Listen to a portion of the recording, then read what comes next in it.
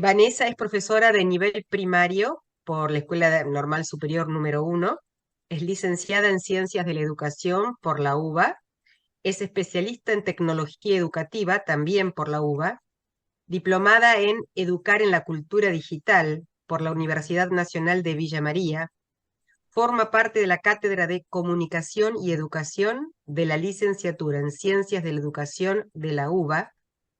Trabajó en formación docente y fue maestra de grado de nivel primario.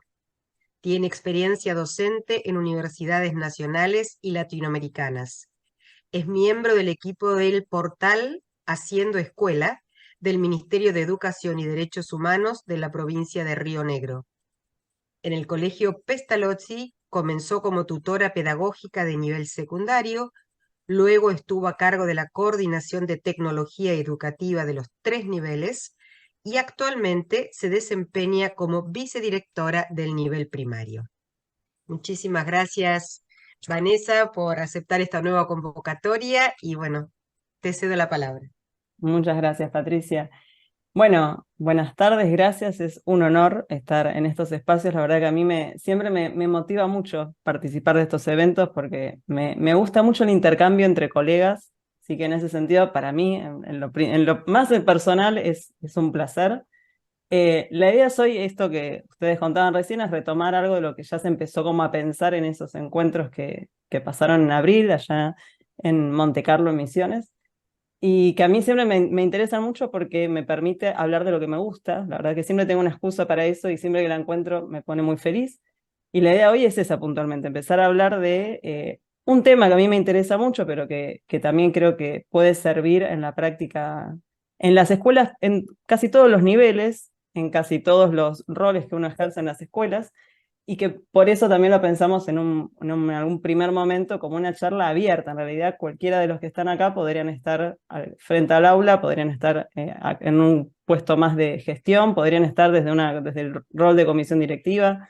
Cualquiera de los roles podrían pensarse a través de esta metodología que hoy quiero mostrarles, pero que en verdad tiene que ver con lo educativo. Creo que puede sumar a la práctica en las escuelas. Y de paso, ya que estamos, les voy a recomendar un montón de cosas que a mí siempre me tienen como muy interesada y ténganse al lado como un espacio para recomendaciones varias, porque me voy a dedicar específicamente a hacer eso, a recomendarles cosas para que vayan y sigan abriendo puertas, ventanas, todo lo que esto implica, porque parte de lo que creo que generan estas capacitaciones que a mí me gustan tanto es que da inicio a una charla que empieza, pero no siempre termina hoy a las 8, sino que puede seguir en la cabeza de cada uno y cada una, y también está bueno esto poder compartir entre todos y todas. Organicé la charla como en 3 momentos, en realidad, pensando en el título, que es como muy grande ese título, porque tiene como muchas aristas. Una primera tiene que ver con esta idea de diseñar, porque hablamos de design thinking, que es pensamiento de diseño. Alternadamente voy a usar los dos nombres, porque a veces es más fácil pronunciarlo de una forma o de otra, pero es lo mismo, es la traducción de design thinking, que es pensamiento de diseño. Primero vamos a hablar de diseñar, después sí nos vamos a meter de lleno en qué es esto del pensamiento de diseño, y ya hacia el final vamos a pensar este pensamiento de diseño específicamente en las propuestas de escuela, en las propuestas más pedagógicas. Esos serían los 3 momentos de este encuentro. La primera, como en cualquier lugar, es de qué hablamos cuando hablamos de diseñar. Y acá a mí se me vienen un montón de palabras que yo asocio con la idea de diseño. Hay algo, hasta el subtítulo es diseñar una respuesta amplia a esta pregunta, es no quedarnos con lo que dice la Real Academia. Digo, es una palabra que se usa mucho en el cotidiano, se usa mucho en muchos ámbitos, no necesariamente ámbitos educativos. De hecho, esta metodología, que es el pensamiento de diseño, no surge en las escuelas, ni surge para las escuelas, surge en otros ámbitos y después se empieza a aplicar en otros lugares, uno de ellos la escuela. Pero la palabra diseñar es muy amplia hoy en día. Algunas palabras que podrían llegar a asociarse, algunos verbos vinculados a esto de diseñar, están ahí listados. Debo decir que no pensé ninguno yo, y acá ya empezamos con una cuestión de tecnología, están todos sacados del chat GPT. No hice más que preguntarle al chat sinónimos de diseñar y seleccioné todos, porque no había ninguno que me disgustara, todos tenían que ver con estas ideas de diseñar. Y si se fijan, hay varios que uno podría vincular rápidamente con lo que se hace en las escuelas. Desde planificar, diagramar, proyectar, concebir, modelar algunas situaciones. Hay algunos que nos son familiares, incluso más que diseñar. Pero todos ellos tienen algo que ver con el diseño y la idea es pensarlo desde esa complejidad de la palabra. No es una palabra que tiene una sola definición, sino que nos gusta mucho pensar en la complejidad de todos los sentidos que puede llegar a tener. Y podría haber más. Yo solo le pedí 15 al chat. Podría haberle pedido más y quizás estábamos acá un rato largo viendo sinónimos. Cuando yo pienso en diseñar y cuando tenía que preparar esta charla para empezar a abrir y toda esta primera parte, van a ver que abrimos un montón y después vamos a empezar a cerrar, a cerrar, a cerrar. Lo primero que pensaba es en el diseño arquitectónico, pensaba en diseño de lugares, en diseño de arquitecturas. La primera que se me viene a la mente es la Biblioteca Nacional. La Biblioteca Nacional, además de que tiene un diseño hermoso y toda una lógica en su diseño que es interesante, llama la atención. Uno no se imagina, si uno viniera y no sabe que hay libros, uno no se imagina que eso es un lugar en donde la gente lee o va a buscar historias o va a leer revistas. Pareciera casi como una nave espacial que está ahí, sin embargo ahí pasan un montón de cosas y su diseño tiene que ver con esto. Hay decisiones que se tomaron cuando se pensó la Biblioteca Nacional en virtud de lo que se iba a hacer ahí adentro. Esas decisiones no salieron de otras personas más que de esos arquitectos y de indicaciones que incluso dio Borges cuando estuvo a cargo de la Biblioteca Nacional, como por ejemplo la idea de que todo lo que es el acervo literario está en el subsuelo, no está arriba, y los espacios de arriba están diseñados para que la gente cuando está en la sala de lectura, cuando ve para afuera, lo que ve es un paisaje de la ciudad y no está encerrado. Decisiones arquitectónicas que no tienen mucho que ver con los planos, sino con las cuestiones más de cómo las personas usan estos lugares. Una primera idea es pensarlo así, como diseño arquitectónico. Hay otros diseños, que es por ejemplo el diseño industrial. Diseño industrial es algo que en lo personal me fascina, porque es empezar a ver el mundo cotidiano, las cosas que usamos, los objetos, los artefactos, con otros ojos. Yo acá ya empiezo con la primerísima recomendación. La primera recomendación, si usan Twitter, es que sigan a Alejandro Some, que en realidad se llama Bauhusaurus, un nombre muy particular y muy asociado, que es un usuario, en realidad es un arquitecto, recibido hace muy poco de la Universidad de Buenos Aires, que tiene una serie de hilos en Twitter, que los pueden encontrar con el hashtag Crónicas Arquitectónicas, que se dedica a analizar, desde su profesión, a analizar arquitecturas. Pero también le apasiona el diseño industrial, entonces analiza objetos y cuestiones vinculadas a cómo las personas piensan y crean los objetos. Yo le voy a sacar el sonido, pero seguramente, si uno ve ese dibujito ahí, esto es una captura de un tweet de él, no asocia lo que es. Ahí se ve sin sonido. No es ni más ni menos que un tender, objeto bien molesto en la configuración de las casas, pero que los diseñadores industriales se encargan puntualmente de ver formas que sean armoniosos, que no ocupe espacio, que sea funcional. Se lo súper recomiendo a él porque hace estos análisis de objetos cotidianos mirados desde ese lugar. Así que primera recomendación de la tarde-noche es él. Diseños. Diseño de escenografías. Yo estoy totalmente obnubilada con el fenómeno de Barbie. Y acá otra cuestión que es propia de la tecnología. En tecnología se trabaja mucho con tendencias, con objetos culturales. Entonces van a ver que yo traigo un montón de estas cosas, porque la idea es tener esa perspectiva en la cual miramos lo que está pasando en la cultura, miramos los objetos culturales y empezamos a ver fenómenos y tendencias y patrones y demás. En el caso de la película Barbie, si no la vieron, súper recomendada para ir a verla.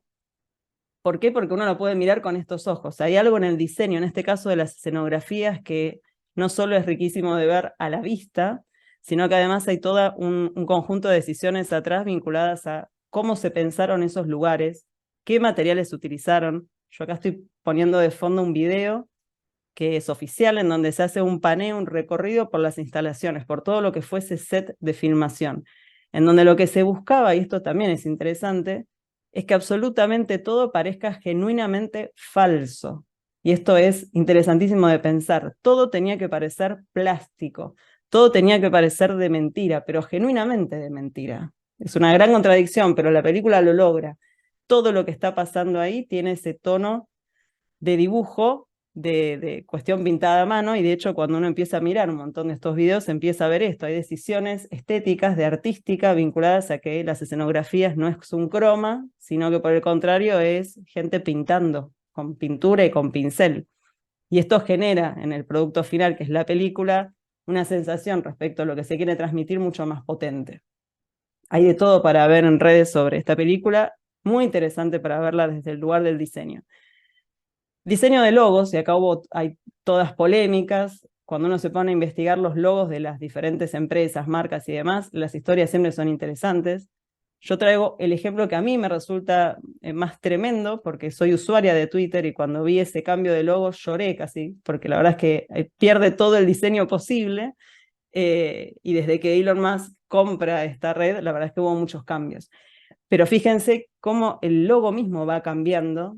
Originalmente tenía que ver con el contacto con la naturaleza, un concepto que no asociamos hoy en día a esa red social, asociamos muchos otros, pero no ese puntualmente, y fue cambiando hasta llegar a ese X que de diseño podríamos discutir, pero es hoy el tema de debate dentro de los que hacen logos, cómo Twitter hizo y permitió semejante cambio.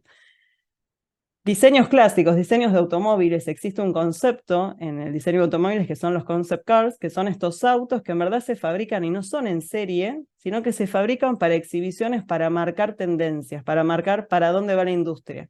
Acá es donde uno ve unos autos despampanantes, ve imágenes de autos del futuro, que no están cuando uno va a comprar un auto, sino más bien están en las mentes de los diseñadores de los autos, porque son esos lugares a donde se quiere llegar. También hay parodias de esto.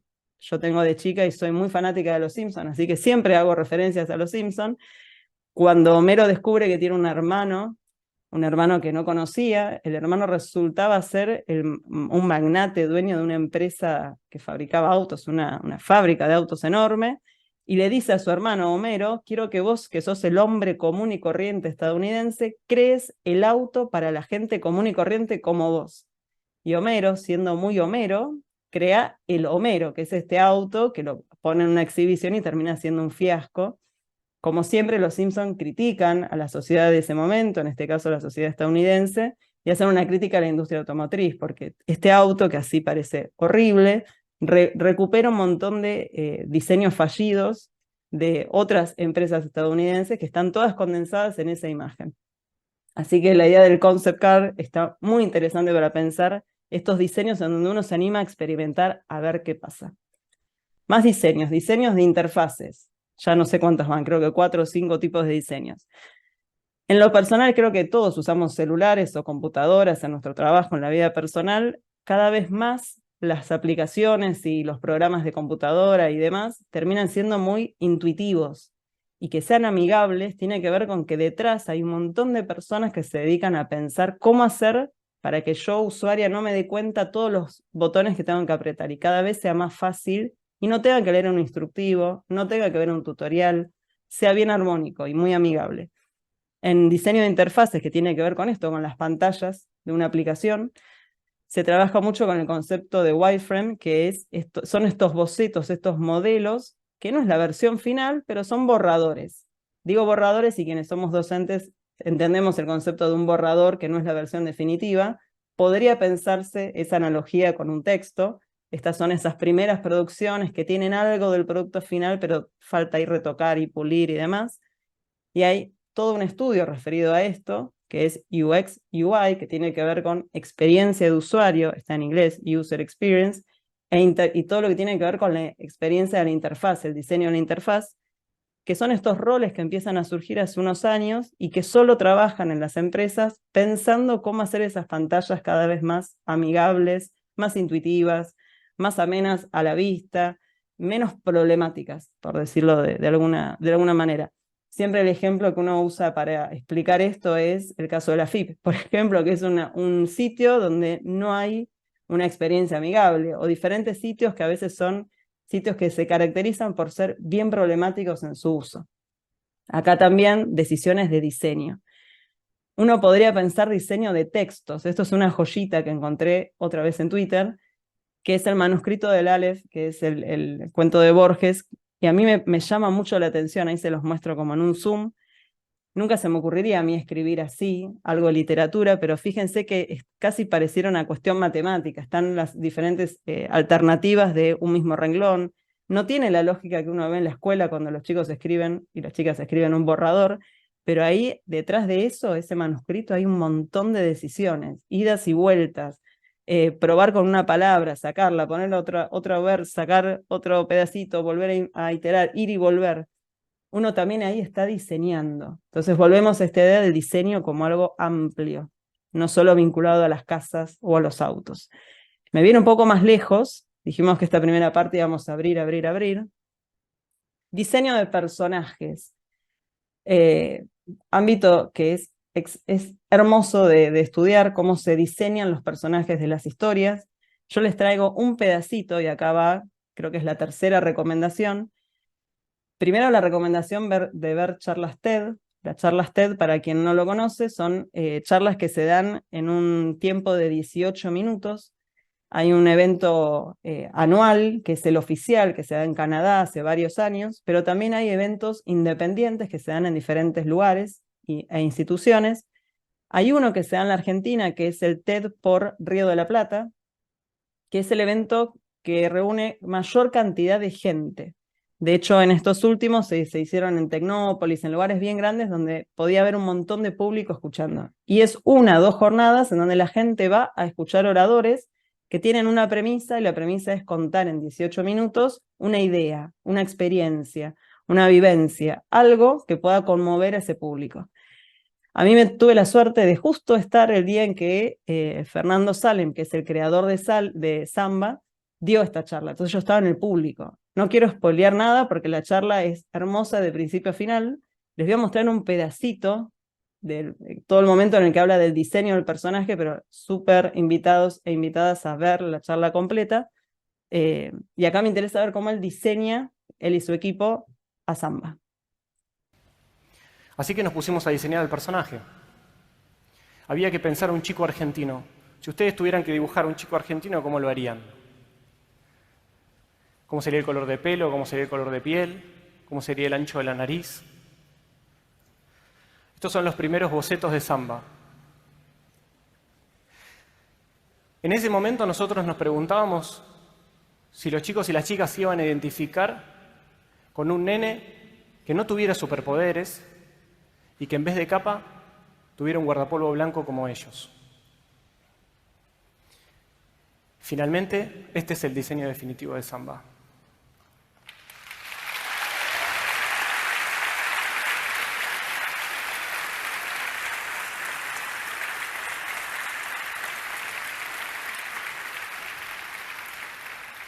Lo hicimos bajito como Messi, para que sea escurridizo y se pueda escapar. Tiene una mochilita para que sea como esos nenes hiperkinéticos que van corriendo de un lado al otro con la mochila puesta. Le pusimos el pijama abajo del guardapolvo. Le hicimos piel trigueña. Si se fijan bien, tiene como una especie de cuernitos acá, para que parezca un poco más travieso.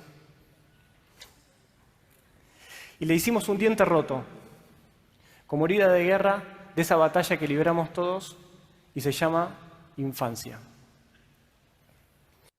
Bien, la charla es hermosa, les invito a verla entera. Hay un momento de sorpresa que no voy a decir, pero véanla entera porque es muy conmovedora la forma en que él cuenta la creación de este personaje que hoy ya nos parece muy habitual, pero que en su momento fue muy revolucionario. Nuevamente, diseño en este caso de personajes. Diseño de narrativas, soy hiperfanática de las series. Cada vez que puedo hablar con gente, hablo de series porque me encanta. Y porque me parece que inspiran un montón de cosas. En este caso, lo primero que pensé es cómo un segmento que es siempre fijo en una serie, que es el opening, la entrada, esos videitos iniciales donde se ven las personas que actúan y demás, puede contar una historia por sí misma. Es un micro relato dentro de una historia mucho más grande que es la serie en sí misma. Seguramente quienes hayan visto esta serie, que es Game of Thrones, conozcan esta musiquita, pero a mí me interesa que presten atención, no lo voy a dejar entero porque es muy largo, a lo que está pasando en este video. Bien, la serie es genial, no tengo no puedo ser muy objetiva para describir esta serie.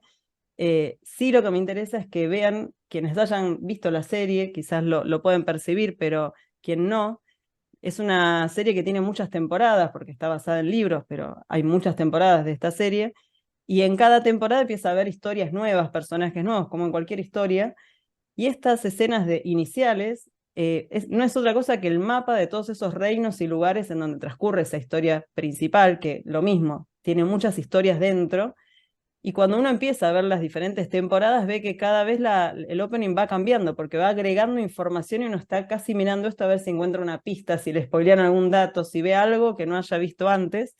Y acá lo mismo, es un diseño de narrativa. Se piensan estas decisiones muy estratégicas para contar una historia dentro de una historia más grande como es la serie en sí misma. Diseño de narrativas también aparecen en productos que son culturales y que son periféricos a la serie. En este caso es un póster de otra serie súper recomendada, que es Succession, serie muy aclamada en los últimos tiempos porque tiene algunos recursos casi del cine, pero pensados desde las series. Y pasa algo, y esto es algo que empieza a construirse como cultura de quienes vemos series, y puntualmente es que cada vez que se anuncia una temporada se suele mostrar el póster, ¿no? La imagen. Y lo que empieza a pasar es que quienes realizan estas series deciden contar cosas. Cuando uno termina de ver estas series grandes y largas, entiende todo lo que está pasando en esa imagen, que a primera vista uno diría, bueno, están los personajes, dice que viene la temporada final. Si vieron la serie, si no la vieron, lleguen hasta el final y vuelvan a esta imagen, porque esta imagen transmite un montón de cuestiones que pasan a lo largo de la serie y que pareciera que en este pantallazo uno no percibe esas cosas. Bueno, acá también hay diseño, se toman decisiones respecto a dónde están mirando los personajes, qué personajes son, dónde están posicionados respecto a quién es el principal, quién no, qué cuestiones raras hay en ese reflejo. No voy a decir más porque estaría diciendo mucho, pero acá están contando una historia, dentro de una historia mucho más grande. Y algo respecto al diseño, que también me parece muy interesante y uno ya lo puede empezar a linkear con los espacios educativos, tiene que ver con el diseño de experiencias. Y esto es un concepto súper interesante para las escuelas. Hay una pregunta que es muy simple y es: ¿qué vende Starbucks? Starbucks no vende café, Starbucks vende experiencias. Quiero que lo escuchen de alguien que tiene que ver con el tema, pero pensarlo desde ese lugar ya nos da una perspectiva interesante para pensar lo que proponemos en las escuelas. Lo voy a dejar es cortito. En Starbucks creamos lo que le llamamos la experiencia Starbucks, que es una experiencia única en la cual nos basamos en emociones y en las sensaciones que siente el cliente en nuestros establecimientos. Siempre hay tres lugares. El primer lugar es tu casa, donde acabas el día, tu refugio. Segundo lugar es donde pasas más tiempo, que en esos casos es el trabajo. Y el tercer lugar es el sitio donde vas a escaparte, a encontrarte contigo mismo o a encontrarte con los demás. Donde tienes citas, donde quedas con tus amigos, donde tienes una celebración familiar. Esos lugares es lo que creamos en nuestros establecimientos. Cuando tú entras a Starbucks sabes que estás en Starbucks, por su música, por su ambiente, por sus sillones, por cómo te atienden los partners y porque además tienen tu café favorito personalizado a tu gusto, como a ti te guste. Tenemos 68.000 formas diferentes de hacer un único café, entonces al final, al personalizar con el cliente, tienes tu bebida propia, que además también tiene tu nombre y es tu bebida preparada para ti, con tu nombre y para el momento que tú quieras. Bien. Nuevamente, ¿no? Diseño de experiencias. La idea es estar ahí y pasarla bien, no solo tomar café. Y hay todas unas decisiones respecto a la música, la ambientación, los colores, cómo van a ser las sillas, silloncitos en muchos casos, cómo va a estar dispuesto todo para que yo no solo me compre un café, sino que me quede ahí adentro y estudie y trabaje y me junte con gente y charle. Nuevamente, diseño de experiencias. En la misma línea, súper recomendado también, hay un programa que tiene que ver con historias de familias emprendedoras en nuestro país. Hay un episodio, yo después comparto esta presentación. Es largo el episodio, pero es súper interesante de verlo. Es la experiencia de los dueños de Leblé. Leblé es una cadena también de café, que hay muchas sucursales, al menos en Ciudad de Buenos Aires. Y la historia, ellos van tomando decisiones respecto a eso. Tenían un deseo de hacer un tipo de cafetería, de que pasaran cosas ahí, pero se dieron cuenta que tenían que crear una experiencia, que sea la experiencia propia de ese lugar, que no es la misma de Starbucks, pero ellos no venden café. Es una serie de episodios con este tema, ¿no? Con emprendedores que emprenden y cuentan su historia, pero esta particularmente me parece que puede ir muy en línea con lo que estamos hablando. Y volviendo a las series que uno recomienda, Esta soy fanática porque la acabo de ver, tengo acá compañeras de trabajo que la vieron también. Creo que cuando la terminé de ver este fin de semana dije, va justo, porque tiene que ver con el diseño de experiencia. Hay una experiencia que se quiere generar, es una serie que se llama El Oso o The Bear, que está en boga ahora porque salió hace muy poco, desde el 2022. Y no es otra cosa que la historia de un chef súper reconocido que tiene que dejar todos esos lugares con estrellas Michelin y tiene que ir a un negocio familiar, que también era un negocio donde se vendía comida, y él quiere lograr ahí una experiencia parecida a la que él tenía. Pero en el medio tiene que tomar decisiones, pasan cosas, hay gente, no es traspolable la situación donde él estaba trabajando a esta familiar, y no solo es una exquisitez de serie vinculada a cómo se desarrollan los personajes, que es toda una línea para pensar, sino también en esto de diseño de experiencias, cómo esta persona quiere diseñar una experiencia que sea totalmente distinta y todo lo que eso implica. Así que acá, no sé, 10ª recomendación para ver. Yendo un poco más lejos, vieron que dije vamos a abrir, ya voy cerrando. Diseño de futuros es algo que a mí me apasiona un montón y súper recomendable para pensar en las escuelas. De esto hablamos mucho en el encuentro que tuvimos en la Landes en Misiones. Tenía que ver con una frase que para mí es de cabecera, y es que la mejor forma de predecir el futuro es crearlo. No hay mucha más vuelta, no está escrito, no pasó, es algo a pasar y somos agentes nosotros responsables de que pasen cosas. En muchos casos esas cuestiones que van a pasar en el futuro están sumamente condicionadas. Hay un contexto, obviamente, que genera condiciones que facilitan, generan obstáculos, pero sí es muy interesante pensar cómo uno puede imaginarse escenarios posibles. Esto merecería toda una charla aparte, es el taller que dimos en su momento, lo nombro para quien le interese profundizar. La rama de la ciencia que estudia esto son los estudios de futuro, que tienen que ver con una unión de muchas otras disciplinas, y es el prospectivismo que nombraban al principio, y esto que vemos acá es el cono de futuros, que están nombrados los diferentes futuros. Vuelvo a lo mismo, ameritaría un capítulo aparte para hablar de esto, pero sí es la idea de diseñar esos futuros que se nos vienen encima y no sentir que nos pasa la vida por delante, sino que hacemos algo, tomamos decisiones, diseñamos ese futuro por venir. Recomendación 14ª. Alejandro Piscitelli es un autor argentino, es filósofo, está especializado en tecnología. Está muy conectado a todo lo que tiene que ver los análisis respecto a la comunicación, la educación, la técnica, la filosofía, y hay un artículo puntualmente de él que se llama Introducción al diseño especulativo, ya acá nos vamos bien lejos, todo lo que tiene que ver con ficción, hackear y social dreaming, todo esto está en un solo artículo. Yo les voy a dejar el link, después los pasamos para que lo compartan. Piscitelli vive escribiendo con links, entonces es una persona que uno no puede decir me leo el artículo y ya, siempre termina haciendo link y link y link, y es una forma interesante de leer hoy en día, pero lleva tiempo, porque uno no sabe cuándo arranca y no sabe cuándo termina, porque uno se va enganchando con el video, con la charla. Bueno, se los sugiero, este artículo o cualquiera de él es muy interesante para pensar estas cuestiones. Y otra pedagoga argentina, que es Lila Pinto, también trabaja con temas referidos al diseño. Ella tiene una publicación de Santillana puntualmente, que es del Foro Latinoamericano de Educación. Ese foro se realiza todos los años, cada año hay un tema particular. Este año puntualmente, el que escribe ese documento base que da inicio a todo el foro y que marca es Piscitelli puntualmente, pero en el 2019 fue Lila Pinto. Lila Pinto escribe el documento base que se llama Rediseñar la escuela para y con las habilidades del siglo XXI. Y bueno, habla más que nada de esto, ¿no? De cómo pensar estas escuelas para el futuro y el presente que tenemos, pensar cómo el diseño puede incidir. Explica que el diseño tiene que ver con algo que para mí es muy importante, que es resignificar lo que está pasando ahora, entender lo que ya pasó y empezar a darle sentido a lo que viene, ¿no? Jugar siempre en los 3 tiempos de lo que estaba pasando, que es el pasado, lo que está pasando ahora y lo que queremos que pase. Y toda esta cuestión pensada como una práctica social. No es algo que se nos viene encima, sino que es algo que hacemos, que a veces no nos damos cuenta y estamos construyendo, diseñando ese presente y ese futuro. Primera parte dijimos que vamos a abrir, entonces abrimos. Ahora vamos a empezar a focalizar. Focalizamos en pensamiento de diseño o design thinking. ¿Qué es esto? ¿Por qué estamos hablando de esto ahora? Pensamiento de diseño es una metodología, y esto es muy importante. No es un enfoque filosófico, una forma de ver la vida, es una metodología. Como metodología es un método que tiene pasos, tiene principios, que a veces uno lo implementa al 100%, a veces no. En las escuelas no necesariamente uno lo tiene que hacer al pie de la letra, y bienvenido sea, uno puede reinventar esa metodología, pero es una metodología que no surge de las escuelas, como les decía al inicio.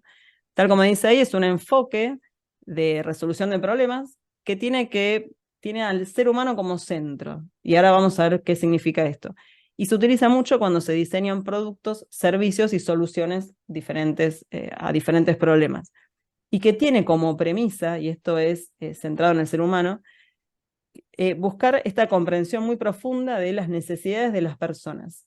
A mí me es inevitable no hacer el paralelismo cuando uno está en la escuela y lo primero que pone en el centro es al estudiante, ¿no? Que dice, bueno, quiero que estos estudiantes aprendan esto, que lleguen a estos lugares, voy a diseñar estas situaciones para que lleguen de acá hasta allá, para que además puedan desarrollar competencias.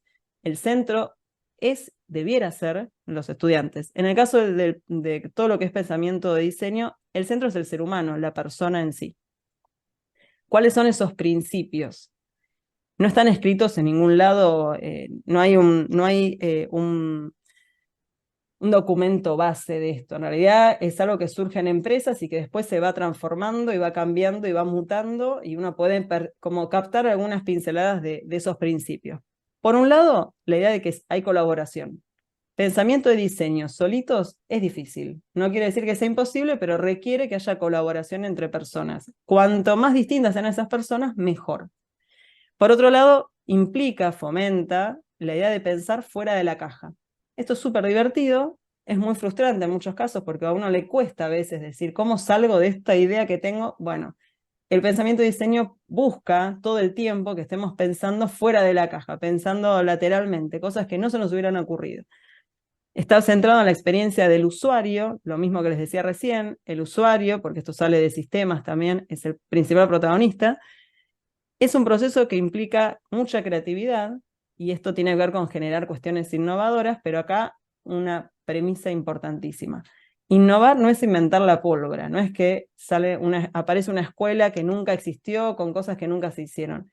Innovar tiene que ver con pensar de formas distintas soluciones a problemas que tenemos. Quizás en una escuela algo es innovador y quizás en otras algo que se hacía hace años, pero en esa escuela, que nunca se había hecho de esa forma, es innovador.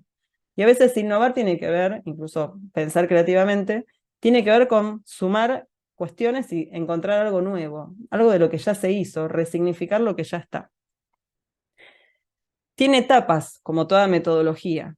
Son varias, yo ahora las voy a explicar una por una para que las tengan bien claras, pero tienen una particularidad, es que no es que pasa una, luego la otra y es imposible volver atrás. Hay algo en este proceso de ser muy flexible, uno puede ir y volver todo el tiempo. Se parece mucho cuando uno enseña a escribir, que uno dice, bueno, primero se planifica, después se escribe, después se corrige, ¿no? Se hace la revisión. Sabemos que eso es en la teoría, pero en la práctica uno va, vuelve, toca el borrador inicial, planifica una cosa y termina yendo para otro lado, edita, revisa, va y viene. Algo parecido pasa con esta metodología. Por eso esta idea, ¿no?, de ir y volver no es lineal, no pasa uno y si no termino el 1 no puedo ir el 2, pero tiene un montón de procedimientos que pasan en el medio. Y hay dos cuestiones interesantes. Importa mucho el contexto, qué es lo que pasa con esas personas que son nuestro centro, e importa mucho la forma, qué forma tiene esa solución que le vamos a dar a esos problemas de esas personas. Paso a pasar rápido porque vamos a entrar en cada uno. Inicialmente, uno podría hablar mucho de esto, pero para que tengan una idea, un panorama de estas etapas. La primera es empatizar. La primera etapa tiene que ver con ponerse en los zapatos del otro, usar los ojos del otro, sentir cómo sienten los otros, todo lo máximo que uno puede hacer. Y esto tiene que ver con que cuando yo me pongo en el lugar del otro, puedo identificar el problema. Recuerden que esta metodología busca resolver problemas también.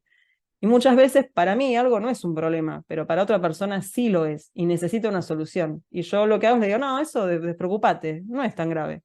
Ya está, no hay solución posible porque ni le doy prioridad al problema. Poder empatizar requiere salirse del lugar propio y tratar de estar como esa otra persona y entender la forma en que esa otra persona piensa. Dicho así parece muy obvio, reconocer que hay otra persona que tiene otros intereses, pero en la práctica es bien difícil, porque uno tiende a querer resolverlo como uno lo resolvería. Yo si estuviera en tu lugar haría esto.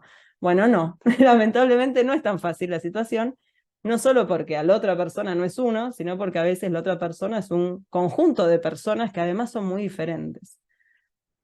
Algunas herramientas que se usan en esta etapa, la más fácil son las encuestas. Uno quiere ver qué piensa la gente sobre determinado problema, bueno, hago una encuesta, ¿no? Esto vendría a ser bien intuitivo. Entrevistas densas, entrevistas no de sí o no, sino de contame qué te pasa con esto, contame qué te parece, y vos qué pensás, y a vos cómo te imaginás, y cómo es un día en tu vida con esta situación. Estadísticas, a veces, muchas veces hay datos más duros y objetivos y uno puede tener estadísticas. Los focus group ayudan un montón para esto, que no estamos pensando en vender un objeto. Uno puede hacer un focus group como dinámica, no sé, estamos pensando en una escuela resolver una situación del uso del comedor y convocamos a chicos y chicas de diferentes grados y les hacemos preguntas, pero para que dialoguen, no una entrevista individual. Ya ahí tenemos algo, ¿sí? O juntamos a diferentes docentes de diferentes materias y les decimos que conversen sobre un tema y empiezan a interactuar. Listo, ahí hay un focus group. Y una que me parece súper interesante, siempre que sea con cuidado, es una técnica de shadowing que tiene que ver con ser la sombra de. En muchos casos, hasta que yo no soy la sombra de una persona que está desarrollando cierta tarea en cierto lugar, en cierto momento, no me doy cuenta. Voy a dar un ejemplo muy personal. Yo ahora soy vicedirectora.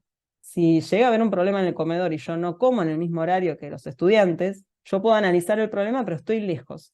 Sin embargo, si yo me acerco al momento del comedor y trato de seguir a uno de los chicos a hacer su rutina desde que agarra la bandeja, pone las cosas, elige la comida, elige qué lugar sentarse, o le eligen dónde sentarse, si yo puedo hacer ese seguimiento, más como si fuera la sombra, puedo tener mucha más información de lo que esa persona me puede contar. Que si el chico o la chica me dice, no, la pasé mal, me peleé porque pasó tal cosa. Bueno, esta es una técnica muy interesante. A veces se usa mucho cuando uno quiere ver la escuela desde otro punto de vista y quiere ver, por ejemplo, la salida. Cuando uno quiere analizar cómo es la salida en una institución, si yo la veo desde dentro de la escuela, veo una cosa, pero si yo me pongo como si fuera familia y trato de hacer todo el sistema de llegar a buscar y que hay un montón de lío de tránsito y quién sale primero, quién sale segundo, ya lo voy a sentir diferente. Solo con eso. El segundo momento es definir. La primera etapa me da un montón de información, diferente, a veces inconexa, de diferentes personas. En el segundo tengo que achicar el ojo y decir, bueno, de todo esto, ¿cuál es el problema en sí? ¿Dónde está el problema? Y acá el ejercicio tiene que ver con el punto de vista, tratar de comprender el problema desde esa perspectiva, pero ahora sí ponerle palabras. Porque cuando yo puedo denunciar el problema, puedo empezar a detectar alguna oportunidad de mejora. Y a veces, esto es en una investigación, es como el ABC, poder hacer la pregunta de investigación, por ejemplo, ya es todo un ejercicio, porque uno le pone nombre a eso que quiere investigar. Bueno, acá es muy parecida la lógica. Uno le pone nombre en formato pregunta a ese problema que lo va a tener trabajando de acá en más. Hay diferentes técnicas para esto. Una son los mapas de empatía. Mapas de empatía en realidad es una técnica que se usa mucho en sistemas que tiene que ver con pensar de una persona, cualquiera fuera, pero que ocupa un rol, qué piensa, qué siente, qué escucha y qué dice. Y tratar de hacer un ejercicio, tiene como coordenadas, de escribir eso, como si yo estuviera en ese lugar y escribo y trato de empatizar y hacerme un mapeo de lo que esa persona dice, siente, oye, escucha. Y ahí uno a veces se da cuenta que lo que la persona dice no necesariamente es lo que escucha ni tampoco es lo que siente o piensa. Uno tiene hipótesis ahí. A veces la gente dice cosas porque está bien decirlas. Y no quiere quedar mal y no quiere, es políticamente correcto decir una respuesta en lugar de otra. Bueno, esos mapas ayudan. Otra que ayuda mucho es pensar en la persona, en ese usuario y definirla, decir, bueno, Juancito es estudiante de primer grado. Juancito llega a la escuela y hace esto, esto y aquello, y después va al comedor. Y en el comedor Juancito lo primero que tiene que hacer es, y describe a ese Juancito. Es un Juancito que no existe, pero a mí me sirve para ponerle un nombre ficticio a ese personaje de mentira que me permite a mí empatizar con esa situación. Porque ese Juancito no es Vanessa, es Juancito. Y otra tiene que ver con los usuarios extremos. Frente a un problema están las personas que se hacen un drama total y están las personas que el problema les es totalmente indiferente. Identificarlo está bueno porque uno encuentra que el problema es significativo para el medio. El medio pueden ser un montón de personas o una. Ahí yo puedo también validar si el problema amerita o no, si es un problema de una persona o no. Y acá es algo que en las escuelas decimos mucho, y es que las personas que están disconformes hacen mucho ruido, y a veces son una minoría muy minoritaria, pero hacen mucho ruido. Entonces la distorsión es que uno piensa que es un problema de todo el mundo, y no, quizás es un problema de 2, 3, 4, y todo el mundo no está todo el tiempo diciendo qué bien que están las cosas, qué solucionado tengo la vida. La realidad es que los que hablan más son los que tienen problemas. Poder dimensionar cuántos son y cuán válido es ese problema para cierta comunidad, uno lo hace en este momento de definir. Lo que viene después es idear. Cuando uno idea, en realidad lo que está haciendo es pensar soluciones. Tengo definida ya sé cómo se siente la gente, ya sé cuál es el problema, bueno, voy a pensar cómo resuelvo ese problema. Este es el momento en que se generan ideas. Acá hay otra segunda recomendación, que es Tomás García, yo lo voy a poner solo en silencio. Tomás García es un personaje maravilloso, que sabe un montón de muchísimas cosas, se dedica al audiovisual y decidió a sus 40 años ser youtuber, y dijo, voy a hacer videos de YouTube y voy a hablar de diferentes temas. Yo lo pongo en silencio porque el video es largo, pero solo para que le vean la cara. Y cada uno de esos temas tiene un abordaje que él realiza desde su perspectiva, que es audiovisual, y en este caso él se dedica a hablar en este episodio de creatividad. Más que nada rompe la idea que para tener creatividad hay que tener la idea. Y lo que él dice, en resumidas cuentas, es que hay que tener muchas ideas. Casi todas son malas siempre. Y a veces en la combinatoria de las ideas malas y alguna mejorcita, aparece finalmente alguna que más o menos nos convence. Pero es imposible descubrir la pólvora, digamos, no estamos en busca de eso, y si arrancamos así ya sabemos que esto genera mucha frustración, porque no suele ser así el proceso creativo. Hay estrategias, el típico torbellino de ideas siempre ayuda. A mí hay dos que me gustan mucho y que son interesantes para implementar. Uno es la peor idea posible. Intentemos decir cuál sería la peor idea posible. Bueno, que las familias vengan en un jet volador y estacionen los autos bueno, la peor.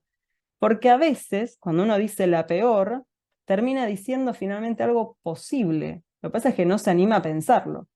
O bueno, pongamos turnos, que vengan los de primero, hacen la salida de sus hijos primero y a la media hora los de séptimo. Bueno, quizás, no sé, pero digo, pensémoslo, quizás no es eso tan extremo, quizás es algo antes, pero pensar la peor idea posible ayuda y relaja, porque no estoy con la presión de decir la idea.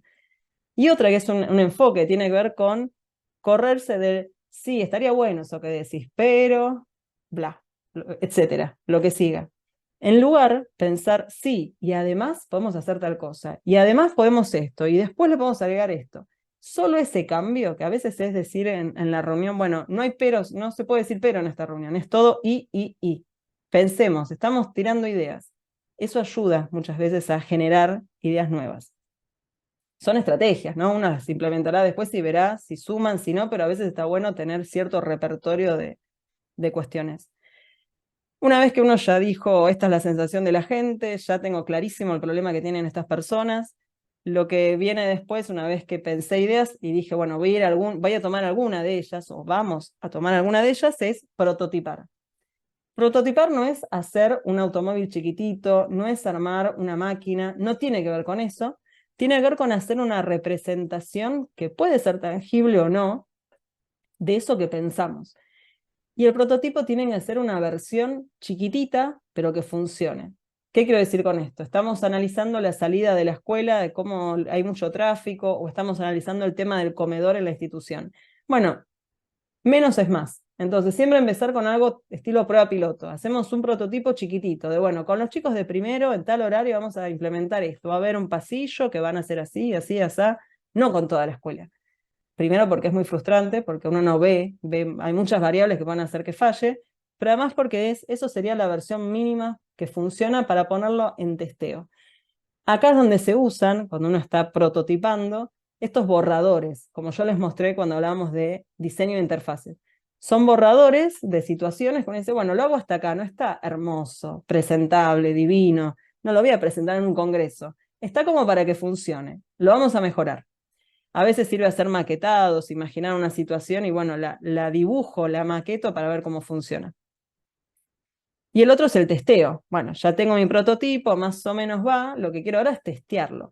¿Funciona? ¿No funciona? Este es el proceso más iterativo, porque lo pruebo, no funciona, lo arreglo, vuelvo a probarlo, no funciona, lo arreglo, esto funcionó un montón, listo, esto avanza. Acá lo que hay, y el único sentido que tiene esto, es que esos usuarios que yo tuve en consideración al inicio me den mucha información.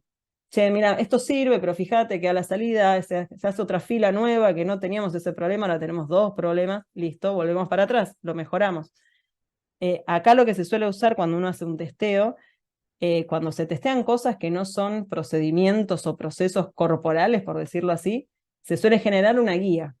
Voy a dar un ejemplo bien práctico. En el Pestalozzi lo que estamos implementando desde el año pasado y seguimos en proceso es una plataforma de comunicación que además incluye algo que llamamos legajo digital. Nosotros tenemos en esa plataforma información, queremos tener, esa es nuestra idea, eso es lo que queremos resolver, información de la trayectoria educativa de cada uno de nuestros estudiantes, a lo largo de toda la escolaridad. Ambiciosísima la idea, y la estamos empezando a probar. Cuando hicimos el testeo, determinamos con algún grupo chiquitito de gente, les dimos una instrucción de varias hojas que tenían que hacer esto, esto y esto, no más, no menos, y no es lanzar el prototipo a la buena de Dios. En realidad es darle al usuario y decir, bueno, con esto, intenta hacer esto, a ver cómo te sale, contame. Bueno, ahora haz lo otro, ¿cómo te sale? Contame. Y uno va yendo y viniendo. Acá puede servir, y esto tiene que ver con sistemas, pero suma para pensar, con 2 metodologías de trabajo que es muy propia de sistemas, lo traigo porque creo que en este punto nos puede servir. Lo van a encontrar escrito al revés, pero uno es el modelo cascada, que es el modelo en el que uno trabaja diciendo, bueno, este es el problema, construyo toda la solución y lo lanzo al mercado, ¿no? Vuelvo, esto de sistemas.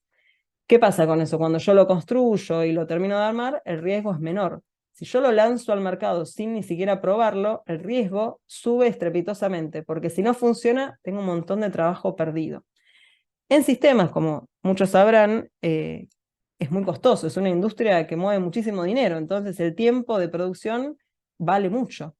Por lo cual se tuvo que cambiar esta metodología por metodologías más ágiles, se llaman.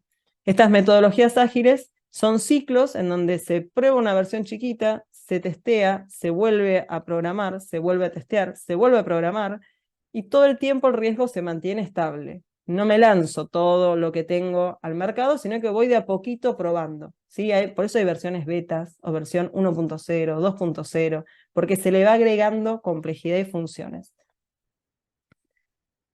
E insisto con este tema, hay un concepto que tiene que ver con sistemas en general, que es el MVP, que es el producto mínimo viable. Acá un ejemplo que lo explica mejor de lo que yo puedo hablar, que tiene que ver con esto. Cuando uno tiene un proyecto, lo que tiene que hacer es diseñar la versión más reducida, pero que funcione. Aunque no sea lo que yo estoy esperando. Si yo pedí un auto, bueno, primero diseño algo que me permita transportarme, una patineta. Después le agrego una suerte de manubrio, después le agrego un asiento, después le agrego un motor y termina eventualmente convirtiéndose en un auto. Pero desde el modelo 1 yo ya me puedo transportar de un lugar a otro. Si lo pienso como está arriba y quiero llegar al auto, estoy pensando en partes aisladas, no las testeo y llego o no llego. En ningún momento pude probarlo. Era el auto y si el auto no funciona, estoy en el horno, porque tengo que volver todo al punto cero. Bien, hicimos un paneo general. Abrimos. Vimos un poco lo que es metodología de pensamiento de diseño, que tiene fases, que todo el tiempo se está volviendo, que tiene que ver con prestar atención a lo que piensan las personas, lo que sienten. Pensamos ahora cómo esto lo podemos ver en la escuela. Para eso hay un tema, y es que la escuela es muy grande. Entonces podemos pensarlo desde diferentes lugares. Uno puede ser pensar y utilizar esta metodología en la gestión, ¿no? Equipos directivos, comisiones directivas, equipos de administradores, cómo pueden utilizar esta metodología para resolver problemas de la institución. Otra vía posible de conectarlo con lo educativo es cómo los docentes y las docentes pueden utilizar el pensamiento de diseño para diseñar propuestas de enseñanza. Y la tercera es pensar el pensamiento de diseño como un contenido, que nuestros estudiantes aprendan a hacer cosas utilizando esta metodología. Son 3 cosas bien distintas, hay 3 actores distintos, la gestión, los equipos docentes, estudiantes, pero en todos lo común es que la metodología está ahí, en diferentes formas y en diferentes intensidades. Si yo pienso pensamiento de diseño y la gestión, ¿no? En estos cargos que son más macros, uno podría decir que uno puede trabajar con problemas que a veces son estructurales, y acá pienso el ejemplo del comedor, de una escuela, o cotidianos. Por ejemplo, pensar situaciones que se dan cuando se llega a la escuela. ¿Qué pasa en esos 10, 15 minutos en que la escuela abre antes de que empiece la primera clase? ¿Qué pasa ahí? Bueno, ese es un momento estructural, ¿sí? Pero es cotidiano también. Entonces, en el nivel gestión uno podría decir, voy a focalizarme en estos problemas. Lo interesante es que uno convoca para estos procesos a los actores que están involucrados. Yo puedo decir, bueno, vamos a pensar esos minutos iniciales de la mañana.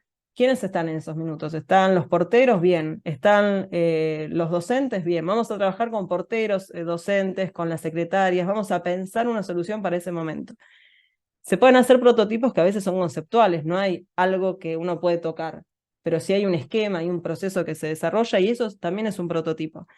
Se puede testear y el testeo genera compromiso. Las personas que testean se sienten parte de lo que está pasando y van a querer que funcione. Entonces ahí hay algo vinculado a una solución que resuelve problemas que ya desde el vamos uno está involucrado en ese pensar la solución.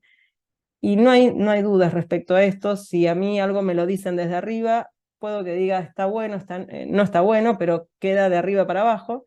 Si yo soy parte del proceso, obviamente impacta diferente. Y obviamente cuando se involucran muchas personas, el impacto siempre tiende a ser más positivo. Ejemplos de esta mirada más macro, bueno, el ejemplo que di recién, una plataforma digital que resuelve un problema de comunicación, de organización de los legajos de estudiantes, ese sería una instancia en donde uno podría hacer esto. En este caso es implementar una solución tecnológica, optimizar espacios y tiempos. Quizás la escuela tiene alguna configuración que hay algo que no nos termina de cerrar, que siempre es un problema. Bueno, nos sentamos y vemos soluciones para esto implementando la metodología. A veces actividades, tenemos un evento que no le damos vuelta, siempre algo falla, algo no funciona, no convoca. Bueno, sentémonos a pensar qué podemos hacer para que ese evento tenga una solución distinta. E incluso, y esto para mí es lo más interesante, el propio plan de mejora institucional. Uno podría implementar esta metodología para determinar qué situación de mejora quiere la institución de acá al año que viene. ¿Quiénes van a ser parte? ¿Quiénes van a proponer ideas? Si es toda la comunidad, va a haber gente de las familias, va a haber gente de comisión, va a haber estudiantes.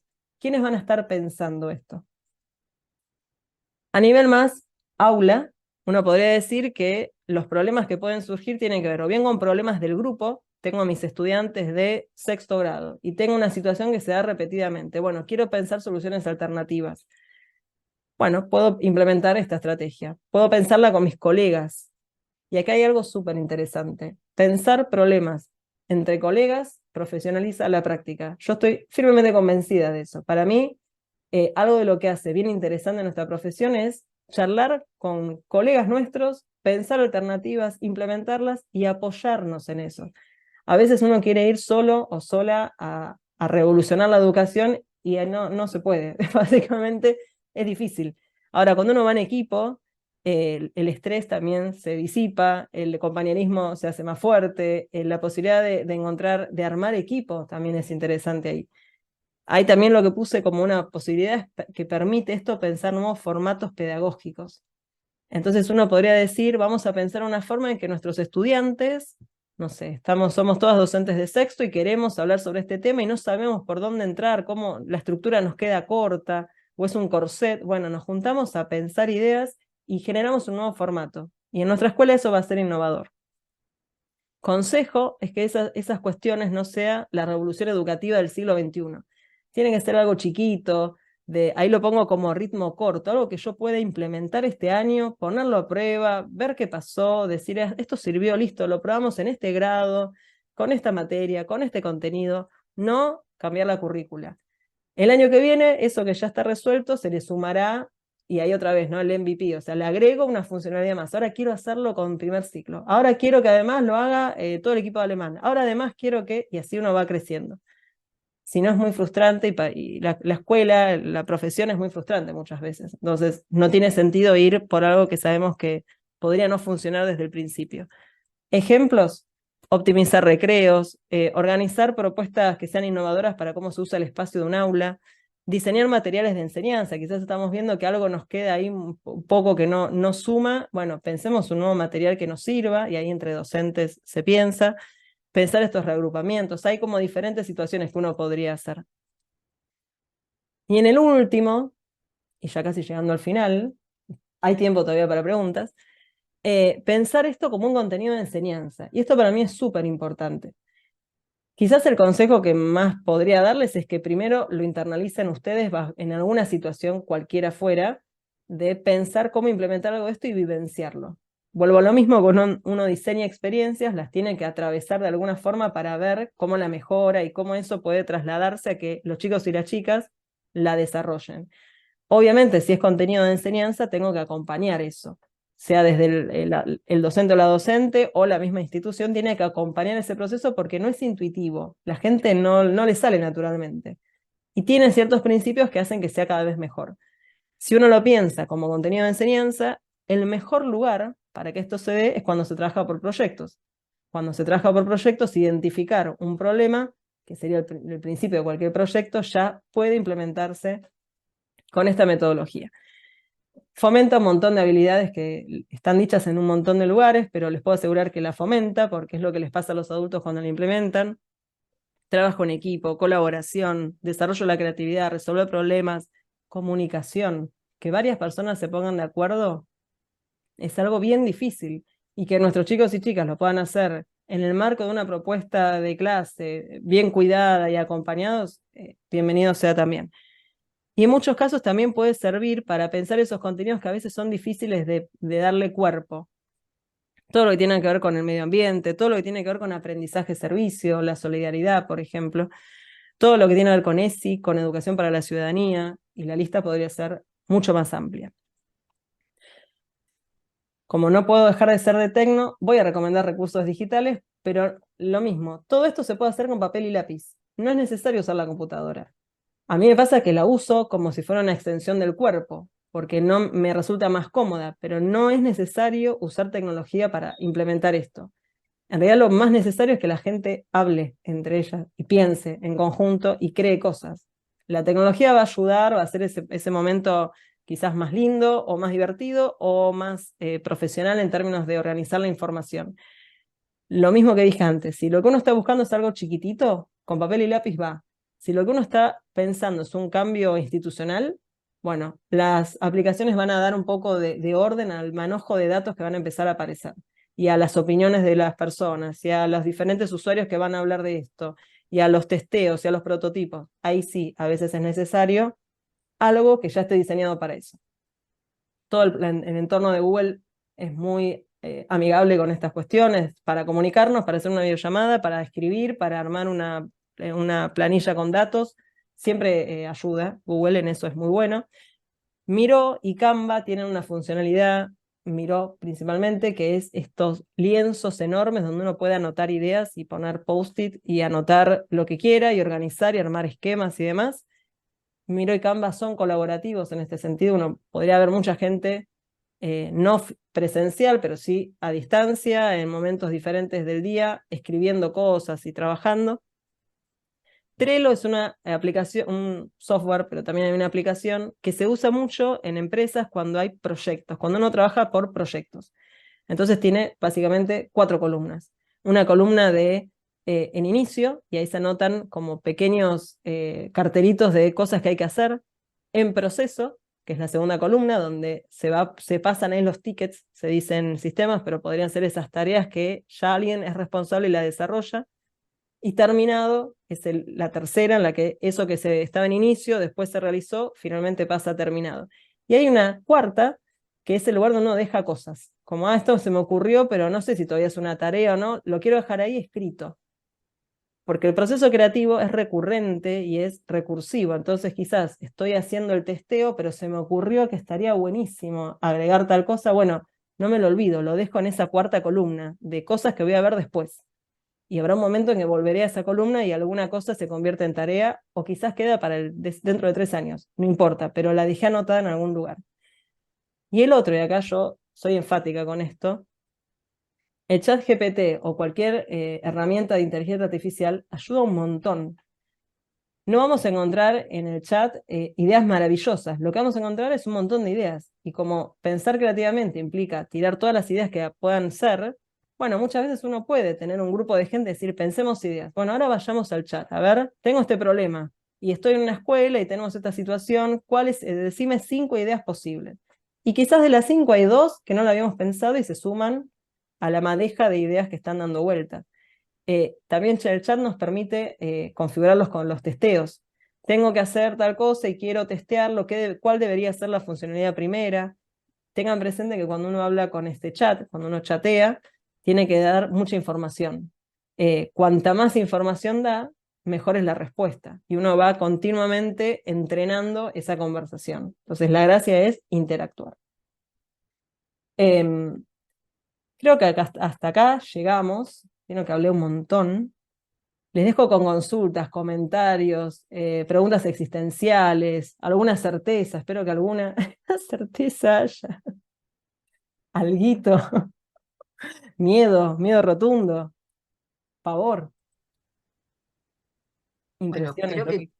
no sé si te parece bien, si quieren, el que quiera preguntar o levantar la mano o directamente desmutearse y hacer la pregunta a viva voz o una pregunta o una reflexión que tenga que ver justamente con esto. Yo te digo una certeza, me apasiona Qué todo bueno. esto, Vanessa. Sí, sí, sí, sí, sí. Me resulta apasionante y también me asusta un poco todo lo que no sé y desearía saber y poder practicar y hacer todo al mismo tiempo. Sentirse abrumado es algo que pasa mucho con la tecnología, ¿eh? Y lo digo siendo tecnóloga. El sentir que nunca vas a llegar a conocer todo y uno ya se amigo con eso, es como es imposible. Entonces de a poco uno va viendo cosas, pero la pila de libros que tengo para leer y no llego a leer y no me alcanza la vida y los videos y las series y ahí vamos, digamos, de a poco, de a poco. Totalmente, totalmente, pero me encanta que, bueno, que cada una de estas cosas, como vos dijiste, son siempre puertas que abren otras puertas y otras puertas y otras ventanas. Me pasó con un libro que leí el fin de semana, bueno, porque esto pasa también con la literatura de ficción hoy en día. Me apasiona ese autor, es un autor chileno que se llama Alejandro Zambra, y su última novela es literatura infantil, que la hace a su hijo, al hijo que tuvo bastante grande, a los 42 años, y bueno, está en esa etapa de apego absoluto, pero cada, cada párrafo te lleva a buscar otro texto, otra película, otra experiencia. Es increíble. Esto te pasa aún con el libro, con el texto escrito y en papel. Así que bueno, realmente me parece fascinante, ¿no? Pero crea también esto que un poco de angustia, de decir, yo esto jamás voy a poder abarcarlo, pero bueno, me acuerdo que en la capacitación que tuvimos con Parcelis, que tal vez algunos de ustedes también nos acompañaron, Parcelis decía que la escuela no anticipa, ¿no? Que la escuela siempre siente como que va corriendo detrás de todas estas cosas.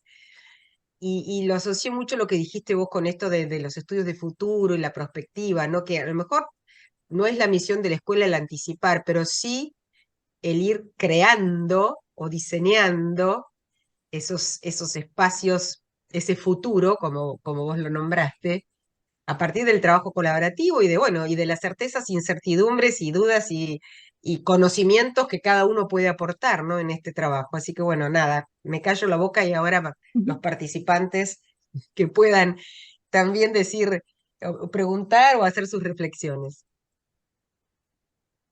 Ahí Evelyn dice algo en el chat que es muy lindo. Me da mucha vergüenza leerlo, así que invito a que lo lean porque es muy lindo. Gracias, Evelyn. Bueno, yo más de todo agradecer, ya que tenemos la oportunidad de hablar, hasta que alguien levante la mano, porque es muy enriquecedor, ¿no? Tener una mirada así profesional, digamos, desde otras aristas, enfocando la educación. Y el diseño de experiencia me llegó como re fuerte porque nosotros, o sea, nuestros alumnos hacen eso, ¿no? Vivencian el aprendizaje y sabemos que mientras más lo vivencien, mejor aprenden y tenerle una mirada así como más científica, pero de otro lado, porque no es de lo que estamos habituados. Así que, bueno, agradecer y tratar de procesar. Hay que procesar todo esto, pero nos enriquece un montón. Así que, bueno, eso, gracias. Gracias, Silvia. Bueno, acá si querés leo el de Evelyn, que si no sé si lo quiere decir ella. Buenas, a mí me encantó, totalmente útil. Diseñar es la clave para llevar adelante cada proyecto y permite integrar al estudiante de manera activa a las actividades que son parte de su educación.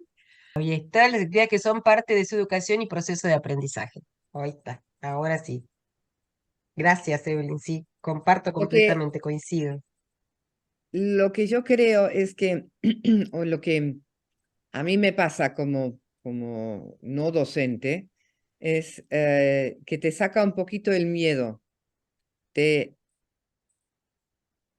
y me permite salir de la estructura, eh, de no, de motiva, de poner motor a mi propia creatividad.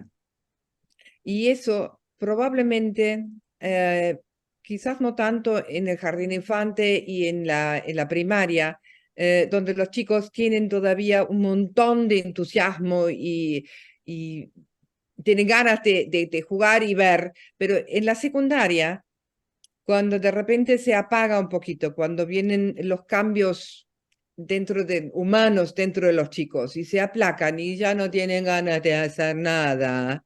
Entonces ahí, si de repente tienen un docente no estructurados que los invita a que ellos planifican su propio aprendizaje, obviamente dentro de parámetros, creo que es una retroalimentación que puede funcionar muy bien. ¿No es cierto? No sé, vos hablaste mucho vos sos directora de la primaria, pero especialmente yo diría en la secundaria, cuando entran en su preadolescencia, eso puede ser una herramienta fantástica. Sí, totalmente. Incluso para los equipos docentes. Le da como una cierta vitalidad al oficio, me parece también, ¿no? El poder pensar cosas nuevas, más que cumplir las normativas y llegar a dar los contenidos. A veces poder darnos el tiempo de sentarnos a pensar. Parece una pavada lo que estoy diciendo, pero la escuela va tan rápido y la sociedad va tan intensa y van pasando las cosas con tanta vorágine que darnos un rato para pensar ideas y decir, bueno, esto sí, esto no, esto ya es cualquiera, o esto es demasiado, tan solo eso, y a veces solo con los equipos docentes. Para mí es impresionante eso. A mí en lo personal lo que Ah, me pasó, perdón, ay, no levanté la mano, no fui tan prolija, no importa, no que importa, no le después doy la Lizzy. palabra. Bueno, después Lisa. No, a mí lo que me pasó con todo esto es que siento que da un poco de aire, ¿no? En un momento donde es muy difícil pensar en la escuela, porque está difícil la escuela, está difícil la sociedad, y bueno, nada, venimos de festejar el Día del Maestro, ¿no? Que también nos trae todas estas, nos moviliza de múltiples maneras. eh, eh, y sabemos que con las escuelas somos contraculturales, que vamos un poquito como en otra línea, y estamos en un momento donde es muy difícil para las generaciones jóvenes también imaginar. Yo estoy con este tema de lo difícil que es imaginar, proyectar, mirar, armar una escena, un futuro. Y por ahí yo me quedé con una frase que dijo Vane, que tal vez lo dijo muy al pasar porque para ella es carne, forma parte de su estructura cognitiva y para uno es novedoso, de esto de que la mejor manera de predecir el futuro es crearlo. Y de alguna forma esta metodología abre estas escenas, estos escenarios donde es tan difícil proyectar para uno y ni que hablar para los más jóvenes. Así que, bueno, sí abruma, esto también acuerdo con vos que es muy abrumador y que hablas muy rápido y cuesta como seguirte el tren, pero, pero sí da aire, ¿no? Hay mucho aire detrás de todo esto, o por lo menos algo que, nada, que es novedoso para los que estamos en el mundo educativo, que sabemos que siempre vamos como un poquito más atrás de todas las cosas que van pasando. Así que, no, gracias, Vane, impresionante todo esto, buenísimo. Gracias. Liesl, te escuchamos.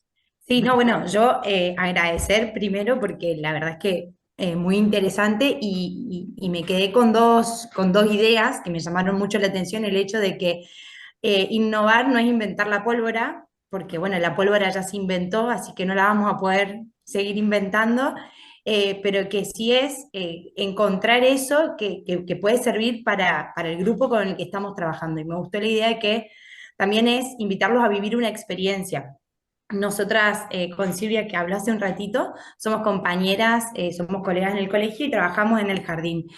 Y si bien sí creo que el trabajar en el jardín tiene esta ventaja de que los chicos, no cualquier cosa, pero si uno pone la actitud y si uno realmente lleva el deseo en compartir un contenido, eso ya se vuelve una experiencia para ellos. Pero a veces que uno está tan cargado por ahí de tengo que cumplir, tengo que llegar, que se olvida que también es una experiencia para uno. Nosotros enseñamos alemán, no sé, creo que todas acá en algún ámbito enseñan, hay muchos niños que es la primera vez que conocen cómo se le dice manzana a la manzana en alemán. Y si yo simplemente lo digo como, bueno, es de Apfel, ya está, como que por ahí les corto toda la posibilidad de que se metan en el mundo del idioma y que lo puedan disfrutar.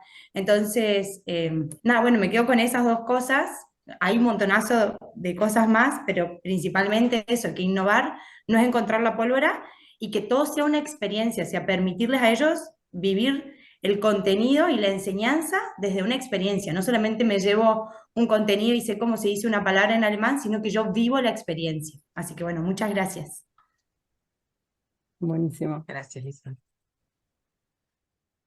¿Alguien más? ¿Alguna otra pregunta o reflexión o compartir sus experiencias también? Bueno, otra palabra que me resuena a mí porque es una de las más conocidas, con las que uno más puede, digamos, imaginarse cosas, fue empatizar. Y lo nombraste muchas veces, como en muchas etapas de todas las etapas estas que nos ibas mostrando. Y bueno, yo creo que eso para los educadores es esencial, ¿no? Y ponerse en el lugar del otro. Ese del shadow también estuvo re interesante, o sea, como ponerse en el lugar del que va a aprender y imaginarse que uno va a estar sentadito ahí, que se va a parar, o sea, y como hacer los prototipos, que de alguna manera todo esto que vos nombraste, nosotros lo hacemos, y lo hacemos porque son parte del proceso. Sepa uno los pasos, los nombres que tiene y todo, o no. Pero si uno ya tiene la visión así de que con esa metodología podés ir, venir, y que está bien ir y venir, y que vas a llegar, y que si cambia hoy no fue como te lo habías pensado, y lo cambiaste también está bien, bueno, qué sé yo, eso. Estoy pensando en voz alta, perdón que soy tan poco clara, comparado con Vanessa y uno de mi edad. Pero bueno, empatizar y proyectar, qué sé yo, eso sería, ¿no? Maravilloso. Genial, genial, genial. También esto de pensarlo, como vos decías, en ir en pequeños pasos, ¿no? Porque por ahí a veces la idea es como muy mega, está ahí lejos, y si uno va pensando, bueno, en qué pequeños pasos puedo ir dando para... Y sobre todo sí me resonó mucho y esto de decir, bueno, y si no funciona todo perfecto desde el primer momento, justamente me da la posibilidad de poder ver, bueno, qué fue lo que no funcionó y qué cambios puedo, digamos, seguir pensando, y sobre todo, bueno, si se puede pensar en equipo, digamos, es mucho más enriquecedor para todos, ¿no? Pero es lindo. Y a ver, por un lado, como vos dijiste, ¿no? Esto de decir, uy, nunca llego con todo, es abrumador, pero también está bueno esto de pensar, bueno, pero a ver, de a poco y pensando en pequeñas cosas, también, digamos, se está pensando en algo, se está diseñando algo, y así que la verdad que excelente toda la exposición. Gracias, Claudia, gracias. Hola, Sí, Sí, mi Laura. nombre es Laura. Escuchamos. Disculpen que estoy sin cámara, pero estoy viajando y es un caos. Eh, Me quedó resonando sobre todo lo que dijo acerca de que la innovación no es lo mismo en un colegio que en otro, y lo relacionaba con el hecho de que trabajo por un lado en el colegio alemán de Temperley, por el otro lado en un colegio parroquial en donde la tecnología todavía no ha llegado ni cerca de lo que trabajamos en el colegio alemán. Y me dio esto la oportunidad de poder ver cuántas cosas chiquititas que a veces damos por sentado, que podemos ir mechando en nuestras clases, incorporando, tienen un impacto tan grande.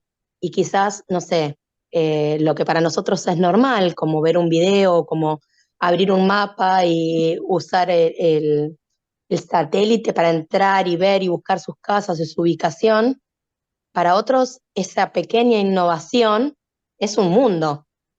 Entonces, todavía nos queda tanto por trabajar en los colegios y tantas cosas que podemos incorporar que creo que es lo que a veces eh, nos pone tan ansiosos y tan nerviosos, porque siempre hay más y más, y cuando trabajas en colegios tan diferentes eso se hace muchísimo más evidente. Y por el otro lado, bueno, el tema de la empatía también, eh, como quizás a veces sin darnos cuenta minimizamos un problema que para el nene es sumamente importante y sumamente relevante, y quizás nosotras sin darnos cuenta, eh, como dijo una de las chicas, le damos la respuesta sin aprovechar esa experiencia eh, para que justamente este aprendizaje sea más significativo, que tenga más sentido que si la señora me dijo que era tal cosa. Así que bueno, mucho para llevar y para pensar y trasladar también a los colegas. Buenísimo. A las colegas, eso es una palabra quizás mágico, que les pido también de que lleven este aprendizaje. Hay un concepto en los colegios alemanes que se llama SCHILF, Schulinterne Fortbildung, es decir, que los propios docentes capaciten a sus colegas. Es decir, cuando ustedes vuelven a sus colegios o están en sus colegios, ofrézcanse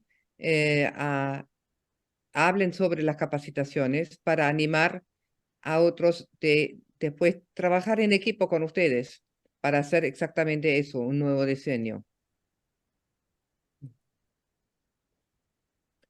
Bueno, Vanessa, ya son casi las 8.